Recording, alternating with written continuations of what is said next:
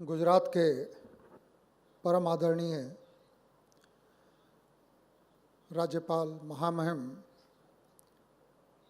श्री आचार्य देवव्रत जी, गुजरात के माननीय राज्य शिक्षा मंत्री श्री प्रफुल्ल भाई, श्री भाग्येश झा, श्री अर्जन भाई धोलकिया અને જેના પ્રતાપથી આ ગીતા સાનિધ્યનો કાર્યક્રમ 52 અઠવાડિયાથી ચાલે છે અને આજે આપણે બધા એકત્રિત થયા છીએ એવા શ્રી ગોવિંદભાઈ ધોલકિયા, શ્રી બદરાયુભાઈ વછરાજાને ગીતાની વાતો થઈ રહી છે કાર્યક્રમ શરૂ થયા ત્યાંથી અને હું પણ કરવાનો છું.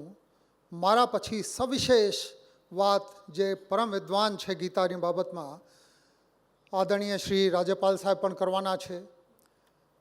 આ ગીતા હું સીધો સચોટ વિષય ઉપર આવું. મહાભારતના ભીષ્મ પર્વમાં મહાભારતનો સમાવેશ થાય છે. ભીષ્મ પર્વના સમાવેશની સાથે સાથે કોઈને પણ જે ભારતના દર્શન હવે તો આખી દુનિયા માનતી થઈ, પ્લેટોએ માન્યો, એરિસ્ટોટલે માન્યો, ચાઇનાના લોકો માને છે. કેમ કે Japan, China, Indonesia, Thailand, Vietnam આ બધા બૌદ્ધ ધર્મથી પ્રભાવિત છે. અને આ બાજુ જે મેં નામ લીધા પ્લેટોના એરિસ્ટોટલથી આગળ વધીને કોઈ જગ્યાએ પશ્ચિમ ગયો નથી. આ તમામ વિદ્વાનોએ જે વિચારો આજ દિવસ સુધી મૂક્યા છે આ તમામ વિચારોના इनके बीज सभी गीता से निकले हुए दिखाई देते हैं.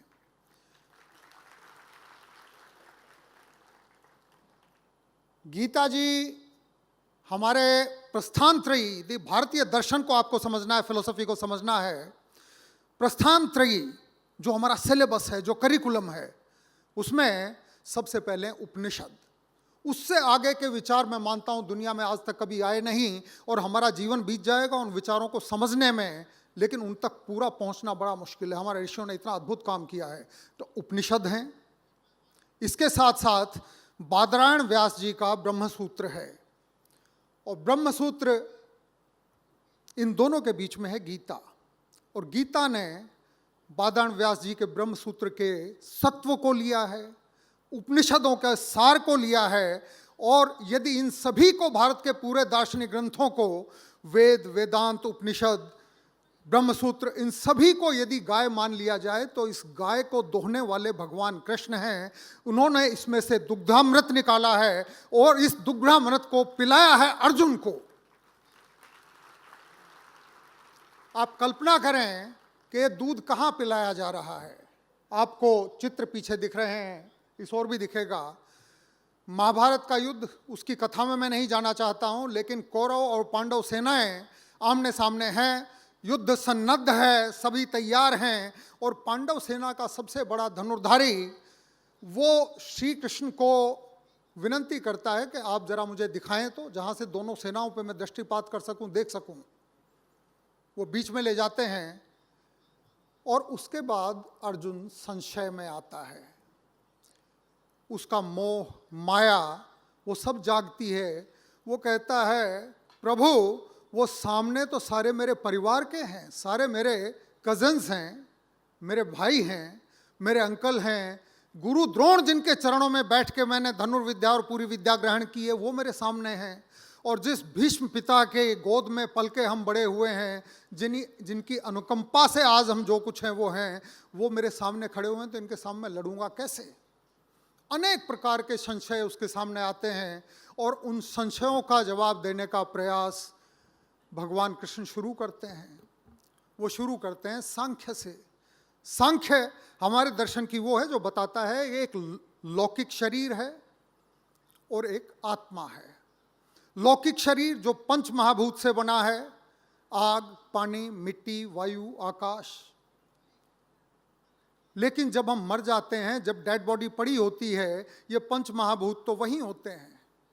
और सभी लोग, आपके नज़दीकी परिवार के लोग ही कहते हैं अब इस मिट्टी को जल्दी से जल्दी शमशान में पहुंचाया जाए.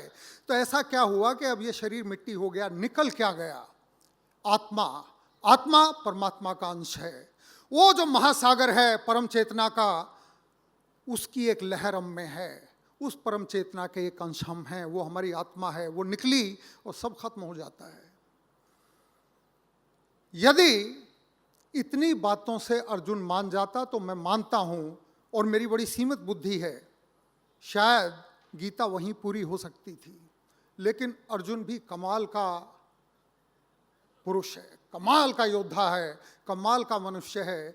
श्री कृष्ण के साथ बचपन से खेला है, उनका मित्र भी है, उनका रिश्तेदार भी है, और उनको भगवान भी उनको प्रभु भी मानता है। सिर्फ मानता है अभी तक। सांख्य के बाद गीता पूरी नहीं हुई, क्योंकि अर्जुन एक प्रश्न का उत्तर भगवान कृष्ण देते हैं, वो पलट के दूसरा प्रश्न खड़ा करता है, तीसरा प्रश्न खड़ा करता है, चौथा प्रश्न खड़ा करता है। मैं मानता हूं कि गीता का उपदेश भगवान कृष्ण ने दिया, लेकिन ये पूरा उपदेश निकलवाने के लिए जो प्रश्न जहां से आए, अर्जुन को भी उसका क्रेडिट देना चाहिए। सांख्य की बात आई, सांख्य से संतोष नहीं हुआ। कर्म योग की बात आई, ध्यान योग की बात आई, ब्रह्म के स्वरूप की बात आई, बादरायण व्यास के ब्रह्मसूत्र की मैंने बात की। उसको यदि उसका निचोड़ देखना हो तो शंकराचार्य जी ने उसको 5 वाक्यों में उसका निचोड़ दिया है। और मैं मेरी सीमित संभावनाओं, सीमित बौद्धिक क्षमताओं के साथ आज तक जीवन में, चाहे पुलिस अधिकारी के तौर पे, चाहे मैनेजमेंट के स्टूडेंट के तौर पे, कोई समस्या मुझे ऐसी नहीं मिली जिसका इन 5 ब्रह्म वाक्यों में से कोई समाधान मुझे इमीडिएटली कोई चमकारा ना दिखा हो। भगवान कृष्ण उसको इंगित करते हैं, उसको बताते हैं, समझाते हैं। और ब्रह्मसूत्र क्या है? एकात्मवादी व्याख्या जो शंकराचार्य जी ने की उसकी, वो है एको ब्रह्म द्वितीयो नास्ति। ब्रह्म सिर्फ एक है, दूसरा कोई नहीं है। सत्यम ब्रह्म जगत मिथ्या। ब्रह्म एकमात्र सत्य है जो दिख रहा है, जो अलग अलग रूपों में, यहाँ फूलों में, आप सबके रूप में, इस छत के रूप में, इस कारपेट के रूप में, इस माइक के रूप में, और ये सभी ये माया का रूप है। सत्यम ब्रह्म जगत मिथ्या। अहम ब्रह्मास्मि तत्वम असि। यदि ऐसा सब जगह ब्रह्म है तो मैं भी ब्रह्म हूं और आप भी ब्रह्म हैं। सर्वम खलु इदम ब्रह्म। ब्रह्म सर्वव्यापक है। ब्रह्म सर्वव्यापक है यानी ब्रह्म ओमनी प्रेजेंट है। ऐसी कोई जगह नहीं है जहां ब्रह्म ना हो। उसी के हम स्वरूप हैं। यहां भी संतोष नहीं हुआ। अर्जुन प्रश्न के बाद प्रश्न पूछता जा रहा है, और उसके बाद 12वें अध्याय में अंत में प्रभु को बताना पड़ता है कि हे अर्जुन, तू अब देख मैं क्या हूं, मैं क्या हूं। वहां वो बताते हैं, अपना विराट स्वरूप दिखाते हैं कि मैं हाथियों में ऐरावत हूं, मैं गायों में कामधेनु हूं, सर्पों में वासुकी हूं। वासुकी जो भगवान शिव के गले में जो सर्प पड़ा हुआ, मैं वो हूं। पर्वतों में मैं हिमालय हूं। वेदों में मैं सामवेद हूं। सामवेद इसलिए क्योंकि सामवेद से म्यूजिक की शुरुआत होती है, और गीता बंसी बजैया का गीत ही है। गीत के बिना गीता की कल्पना नहीं की जा सकती। और पोएट्री का जितना अभ्यास मैंने किया है, इतनी शानदार, इतनी लयबद्ध, इतनी छंदबद्ध कविता उस समय कोई लिख सकता हो, कोई आर्टिफिशियल इंटेलिजेंस इसका जवाब नहीं दे सकती।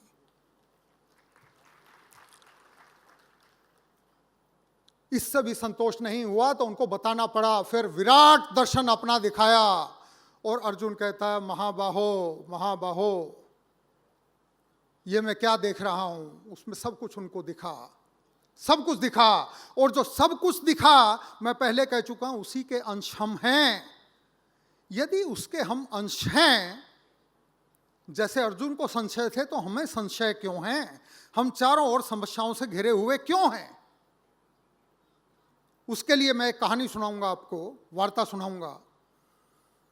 और पृथ्वी जब सब जगह ब्रह्म है तो वो सिर्फ भारत की मानचित्र तक सीमित नहीं है, पूरी दुनिया में वही ब्रह्म है, सब जगह है। 1900 का वर्ष की बात मैं कर रहा हूं, 1901 की बात यह है कि यदि हम ब्रह्म के अंश हैं तो चारों तरफ समस्याओं में क्यों हैं, कन्फ्लिक्ट क्यों है, प्रॉब्लम्स क्यों हैं, थके क्यों हैं, संशय क्यों है, डाउट में क्यों हैं, गलत रास्ते पे क्यों जाते हैं, उसके कारण हैं। वार्ता में बता रहा हूं, अमेरिका में एक स्टेट है ओक्लाहोमा, और 1900 के वर्ष में इस दुनिया में कारें नहीं थी। हेनरी फोर्ड कार बना रहे थे, उनके साथ साथ कुछ और लोग भी कार बना रहे थे। अब कार बनेंगी, इंजन बनेगा तो उसके लिए तेल भी चाहिएगा। अमेरिका में तेल की भी शोध की जा रही थी।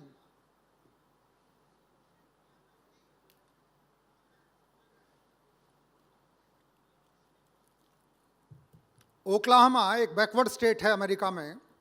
बड़ी बड़ी लैंड होल्डिंग्स हैं। हमारे यहाँ तो 10 बीघे, 5 बीघे, 25 बीघे, 50 बीघे, 100 बीघे तक हम मापते हैं। वहाँ किसी के पास 5,000 एकड़ है, किसी के पास 10,000 एकड़ है। बड़ी बड़ी लैंड होल्डिंग्स थी। और बात 1901 की है, मैं फिर से याद दिलाऊं आपको। एक ऑयल कंपनी एक एरिया में किसी काका ना खेतर में आ कंपनी गई, और काका के खेतर में वो तेल का लिए कुआं गाड़ रहे थे। कुआं बनाया उन्होंने और उसमें से तेल निकला। कंपनी के लोग बड़े खुश हुए और जाके उन्होंने कहा, काका તમારા ખેતરમાંથી તો તેલ નીકળ્યું। હવે કાકા કહે છે કે તેલનું મારે શું કરવું, મારે તો પાણી જોતા હતા, મને એમ હતું કે તમે પાણી કાઢો છો, આમાંથી પાણી નથી નીકળ્યા તો મારે શું કામનું। કે કાકા તો તેલ તો બહુ મોંઘું વેચાશે, કે મને પૈસા મળશે, કે હા મળશે। હજુ સુધી કન્વિન્સ નહોતા। બોલે કેટલા પૈસા મળશે તેલના? તો ત્યારની વાત છે, આજથી 124 વર્ષ પહેલાંની, કે તને તો હજારો લાખો ડોલર મળશે આમાંથી। હવે કાકા તો રાજીના રેડ થઈ ગયા, એને સમજાયું નહીં। એક તો એને આ સમજાયું નહીં કે 2, 5, 10, 15, 20 ડોલરથી વધારે એમને જોયા નહોતા, અને આના લાખો ડોલરની વાત થઈ કે એટલા પૈસાનો હું કરીશ શું? તો કંપનીવાળાએ કીધું કે મોટા ઘર બનાવો અને પછી તમે કાર લઈ લો। मैं તમને વાત કરી ત્યારે કાર નવી નવી બનાવતા હતા। તો કાકાએ કીધું, કાર આ વળી શું, ये क्या होता है? उसको तो कार का पता ही नहीं था। उन्होंने समझाया कि इसमें बैठ के यहाँ से अपने गांव से जो 15 मील दूर ओक्लाहोमा शहर है वहाँ तक तुम जा सकते हो, कहीं जाना हो वहाँ जा सकते हो। अब काका को समझ आई कि चीज़ तो उपयोगी लागेज है, घोड़ा गाड़ी की जगह कार में बैठ के जाया जा सकता है। तो उन्होंने कहा कि ठीक है तो कार ले आओ। फिर जब वो जा रहे थे तो उसने वापस बुलाया कि छोटी कार मत लेके आना, क्योंकि मेरे पड़ोसी के यहाँ भी तेल निकल सकता है कल को, वो भी ऐसी ही कार ले आया। હવે વટ તો જોઈએ ના, મારાથી મોટી કાર ગામમાં હોવી જોઈએ નહીં કોઈ નહીં। જેમ 5-5 બંગડીવાળી અને મર્સિડીઝ અને રોલ્સ રોયસ આ બધી કોમ્પિટિશન છે, આ કાકાથી શરૂ થયેલી છે। કાકાએ કીધું સૌથી મોટી કેડિલાક, કંપનીવાળાએ કીધું કેડિલાક સૌથી મોટી છે, આ તમને લાવીને આપીએ। અને આ લોકોએ બધા કાકાને સમજાયું કે આમાં એવી રીતે બેસાય, આ સ્ટીયરિંગ વ્હીલ છે અને આ ચાવી આમ કરીને લગાડો। અને કાકા તો એના રંગમાં જોઈને ચકાચોંધ થઈ ગયા, ચમત્કૃત થઈ ગયા। એને એમ થયું કે આ હા હા હા હવે મજા આવશે, બીજા કોઈની પાસે ઘોડા ગાડીથી ઉપર વાહન નથી ને હું કારમાં જવાનો છું। કંપનીવાળા એને ચાબી વાબી કાર આપીને જતા રહ્યા। दूसरे दिन काका ने गाड़ी निकाली।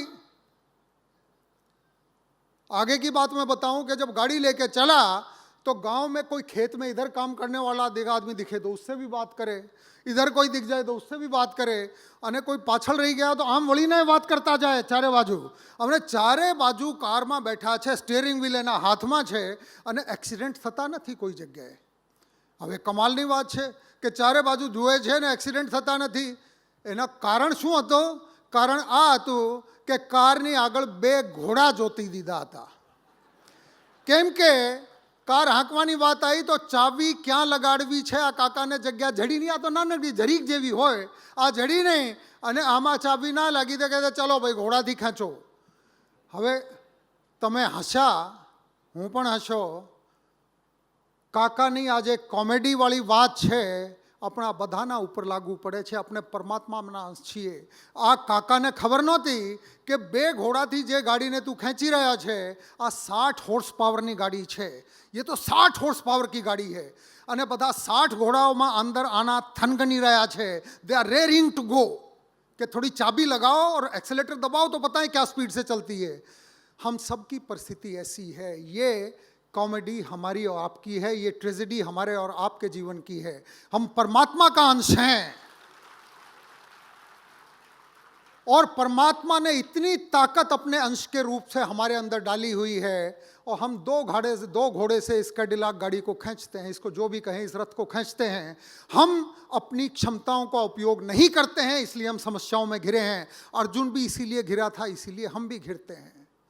बात आती है, आगे भगवान कहते हैं काम, क्रोध, लोभ ये 3 नरक के द्वार हैं। काम એટલે वासना, क्रोध आपको सभी को पता है, लोभ भी आपको सब पता है। भगवान ने कहा है 3 नरक के द्वार हैं। अब भगवान ने 5000 वर्ष पहले ये चीज कही, हम और आप सभी गीता का आदान प्रदान करते हैं, पढ़ते हैं, लेकिन काम, क्रोध, मोह से हम लोग निकल नहीं पाए हैं। कैसे नहीं निकल पाए हैं? हमारा आप जैसा या हमसे ज्यादा लोभी होगा ऐसा आदमी ट्रेन में यात्रा कर रहा था। लोभ आदमी को सिकोड़ देता है, कंट्रैक्ट कर देता है, क्षुद्र बना देता है, छोटा कर देता है। एक आदमी ट्रेन में जा रहा था, उसके सामने वाली बर्थ पे एक लड़का बैठा था। उस लड़के ने देखा कि काका के हाथ में घड़ी है, तो उसने पूछा कि अंकल क्या टाइम हुआ। अब उसने जल्दी से अपनी घड़ी अपनी शर्ट के अंदर छुपा ली और बोला कुछ नहीं। उस लड़के को बड़ा अजीब लगा। उसने कुछ देर बाद फिर से पूछा कि आपने टाइम नहीं बताया मुझे। 2-3 बार जब कहा तो उस आदमी ने कहा कि मैंने टाइम तेरे को इसलिए नहीं बताया, लोभी आदमी था, कि अभी तो तू पूछेगा टाइम बता दूंगा, फिर तू पूछेगा कि तुम आप कहाँ जा रहे हो, मैं कहूँगा मैं सूरत जा रहा हूँ, तुम कहोगे मैं भी सूरत जा रहा हूँ, फिर तुम पूछोगे कहाँ रहते हो कि मैं अडाजन में रहता हूँ, तुम कहोगे मैं भी बाजू में यहीं रहता हूँ, पिपलोद गांव में रहता हूँ, और उसके बाद तुम कभी मुझे खाने के लिए बुलाओगे, चाय के लिए बुलाओगे, फिर कभी मेरे घर पे चाय पीने के लिए आओगे, और चाय पीने के लिए आओगे, मेरे घर में मेरी जवान बेटी भी है, उससे तुम्हारी बातचीत होगी, उससे तुम मिलोगे, कुछ दिन के बाद आके कहोगे कि अपनी बेटी की शादी मुझसे कर दो। जिसके पास घड़ी भी नहीं है ऐसे आदमी से मैं अपनी बेटी की शादी नहीं करूंगा, इसलिए टाइम नहीं बताता। अब लोभी आदमी की मनस्थिति का वर्णन मैंने आपको किया। अपने लिए किस चीज में कैसा रंग डाल के वो किस चीज को कैसे समझता है, इसका कोई हिसाब नहीं है। कामी आदमी कैसे विचारता है, इसका भी कोई अंत नहीं है। और कामी आदमी की वासना के रास्ते में यदि कोई आता है तो वहां क्रोध खड़ा होता है। ये मनोवृत्तियां खतरनाक हैं। भगवान कृष्ण ने ये गीता में सभी समझाई हैं। मैं थोड़ी सामान्य भाषा में आपको समझाने की कोशिश कर रहा हूँ। सामान्य भाषा इसलिए कि महामहिम राज्यपाल श्री भी हरियाणा से हैं, मैं भी हरियाणा से हूँ, और मेरा पैतृक गांव हस्तिनापुर से 6 किलोमीटर दूर था, और वहाँ से गए भी तो कहाँ, वहाँ कुरुक्षेत्र के पास पहुँच गए हम। इसलिए सामान्य भाषा में जो समझ आई है वो मैं आप लोगों को समझा रहा हूँ। ये दृश्य आपको दिख रहा है, दोनों सेनाओं के बीच रथ खड़ा हुआ है। रथ में गांडीव के साथ अर्जुन बैठा हुआ है, और घोड़ों की लगाम भगवान श्री कृष्ण के हाथ में है, जो परम चेतना है। अब आपको इसमें अजूबा नहीं लगता है कि अर्जुन जैसा सामान्य, मान लिया वो धनुर्धारी था, सामान्य आदमी, वो तो सेठ की तरह बैठा हुआ है, और भगवान के हाथ में लगाम है, वो ड्राइवर की सीट पे, वो सारथी की जगह पे बैठे हुए हैं। ये रूपक, ये चित्र बहुत महत्वपूर्ण है। अर्जुन और पांडव महाभारत में विजेता इसलिए हुए कि उनके घोड़ों की लगाम भगवान श्री कृष्ण के हाथ में थी। इसको जीवन से आप तुलना करें, जीवन से तुलना करेंगे तो ये 5-6 घोड़े, ये हमारी मनोवृत्तियां हैं, काम, क्रोध, मद, मोह, लोभ, और इनकी लगाम यदि हमारी परम चेतना का जो अंश है, जो विवेक है, उसके हाथ में इसकी लगाम रहती है तो जीवन ठीक चलता है। और ज़्यादातर लोगों का जीवन ठीक इसलिए नहीं चलता है कि उसके घोड़ों की लगाम अर्जुन के हाथ में आ जाती है। अर्जुन है हमारा मन, तो हमारी गीता उल्टी हो जाती है।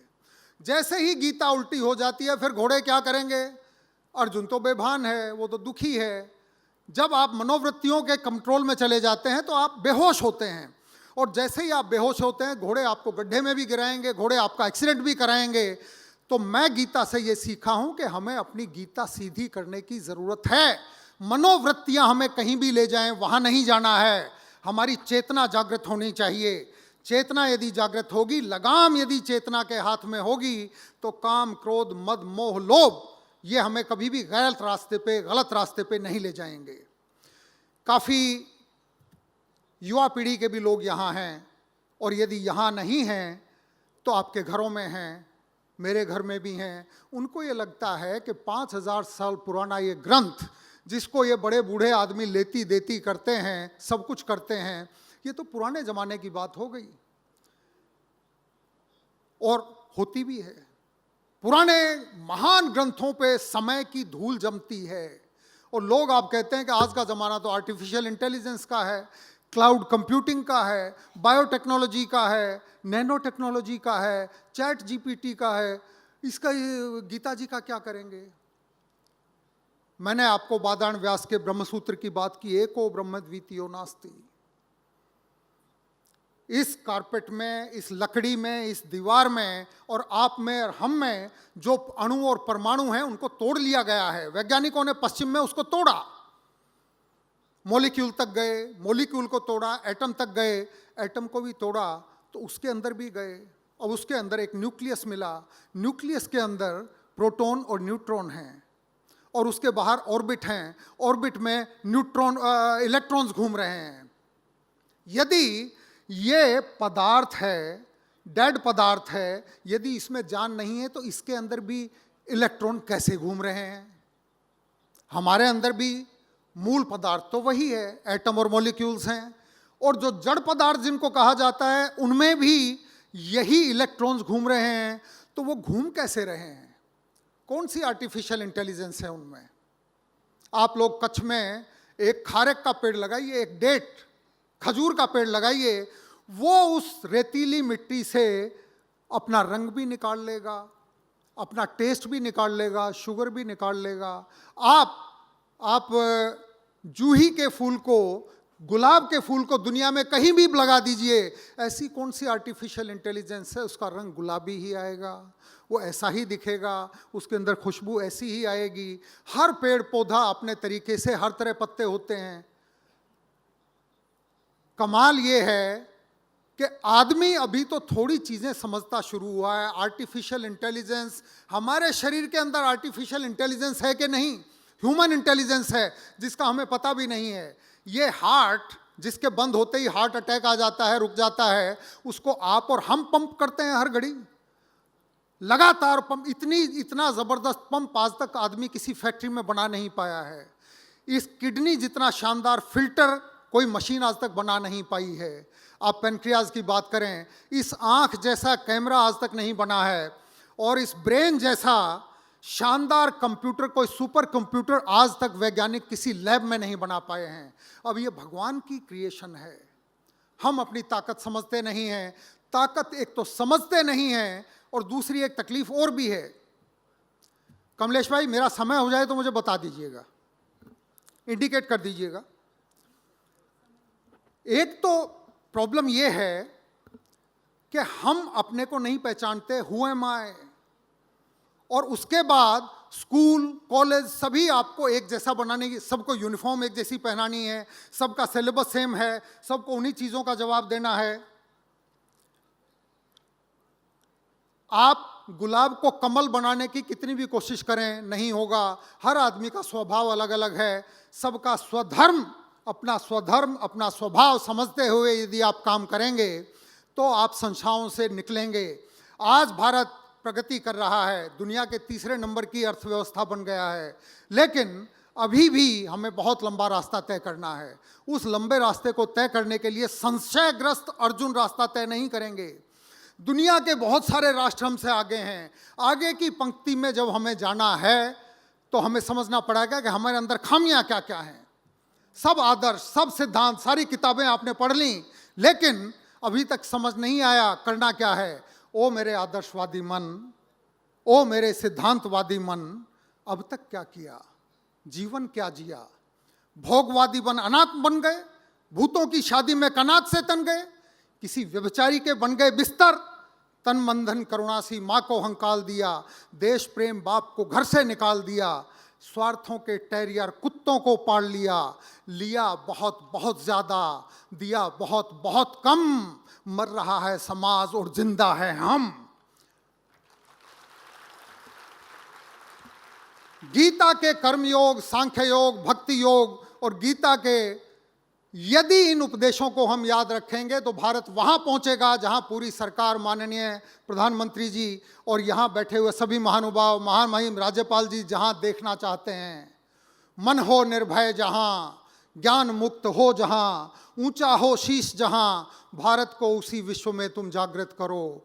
जहां नहीं बंदी होती धरती घर या आंगन की दीवारों में, जहां शब्द फूट फूट पड़ते हैं हृदय के उछाह भरे नारों में, भारत को उसी विश्व में तुम जागृत करो। गीता कंठस्थ करने की चीज नहीं है, गीता आत्मस्थ करने की चीज है। आत्मा में उतरनी चाहिए, वर्तन में उतरनी चाहिए, शरीर में ताकत होनी चाहिए, दिमाग की मेघा का विकास होना चाहिए। और गीता सानिध्य का जो कार्यक्रम गोविंद भाई ने यहाँ किया है, एसआर के ग्रुप ने किया, मैं मानता हूँ हमारा आह्वान है। 18 अध्याय अर्जुन के लिए पूरे हो गए हैं, हमारे और आपके लिए 18 अध्याय गीता के पूरे नहीं हुए हैं। जब तक जागेंगे नहीं, जब तक के सत्य को नहीं समझेंगे, अपने ब्रह्म स्वरूप को समझेंगे नहीं, अपनी बुराइयों पे विजय नहीं पाएंगे, अपने मन का नियंत्रण नहीं करेंगे, तब तक गीता का सघन अभ्यास और पाठ हमें करने की आवश्यकता है। धन्यवाद। जय श्री कृष्ण।